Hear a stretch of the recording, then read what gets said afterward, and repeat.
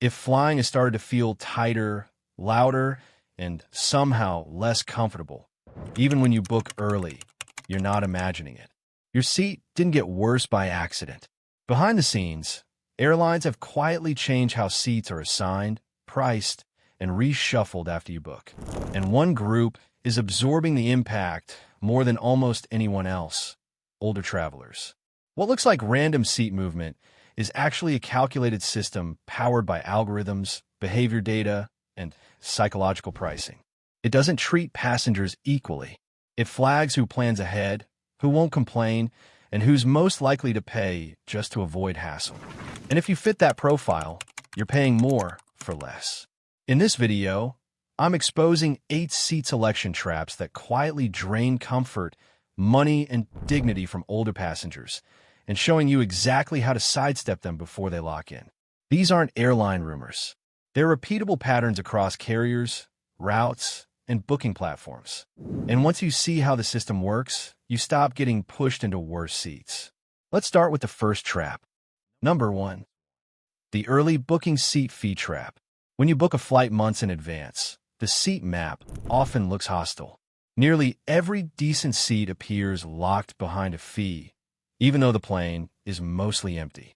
This is intentional. Airlines know that travelers who book early, especially older passengers visiting family or planning carefully, value certainty.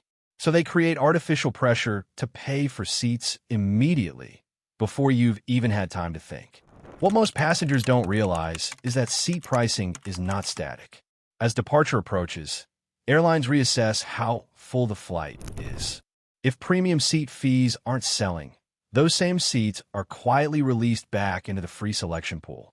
The better strategy is to book your ticket early, but delay seat selection. Set a reminder to check again 3 to 4 weeks before departure.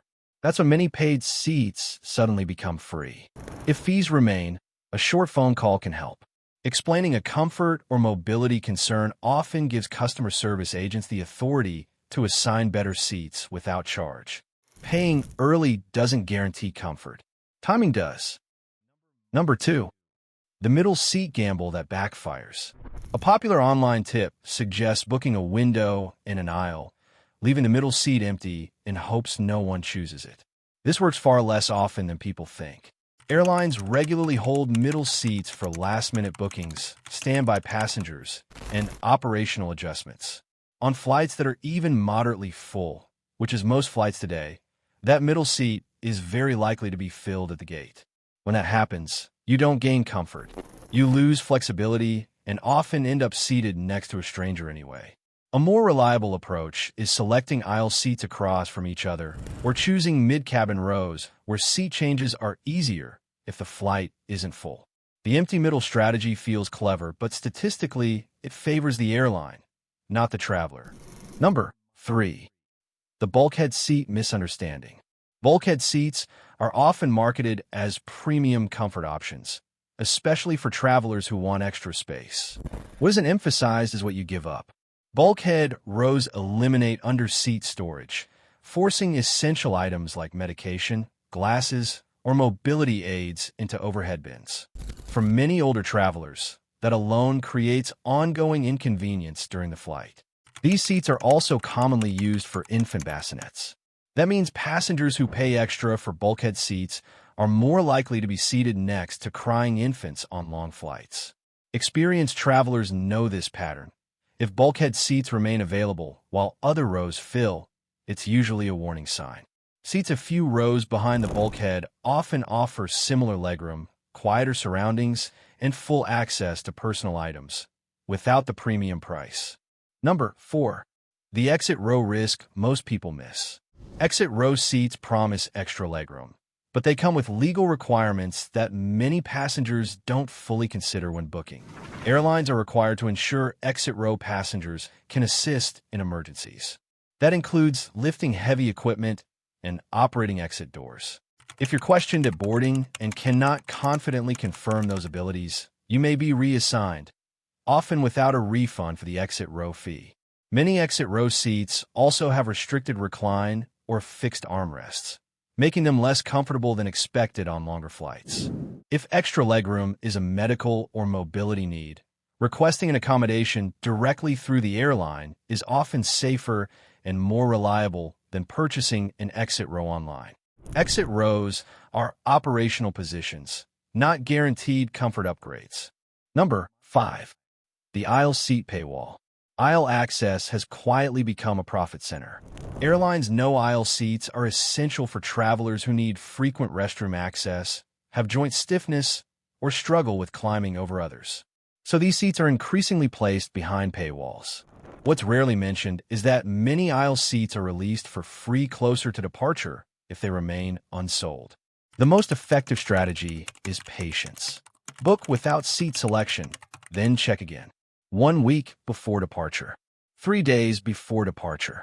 At online check-in, mobile apps often display free seat options that desktop websites do not. And if you're forced to pay, keep your receipt. Complaints referencing accessibility needs are frequently refunded after the flight. Comfort should not be treated as a luxury add-on. Number 6. How window seats became less comfortable. Window seats were once considered the most comfortable option. Over time, aircraft interiors have changed. Seats have narrowed. Cabin walls have shifted. On many planes, the window no longer aligns naturally with the seat, forcing awkward posture and shoulder strain. This change didn't happen by accident. As window seats became less comfortable, more travelers began paying for aisle seats. However, not all window seats are equal. On many aircraft, left-side window seats align more naturally with the curve of the fuselage, offering better shoulder support. If you prefer window seats, choosing left-side rows in the mid-cabin often provides better comfort without additional cost. Number 7. The preferred seat label illusion. Labels like preferred, choice, or select sound meaningful, but they have no regulatory definition. In most cases, these seats offer no difference in legroom, width, or recline compared to standard seats. They are ordinary seats with upgraded pricing. Airlines discovered that labeling alone increases willingness to pay, especially among travelers who value clarity and reassurance. The most comfortable economy seats are often unlabeled, quietly located in balanced mid-cabin rows. If a seat isn't clearly defined as extra legroom or exit row, assume the label is marketing, not improvement. Number 8. The algorithm deciding your seat price.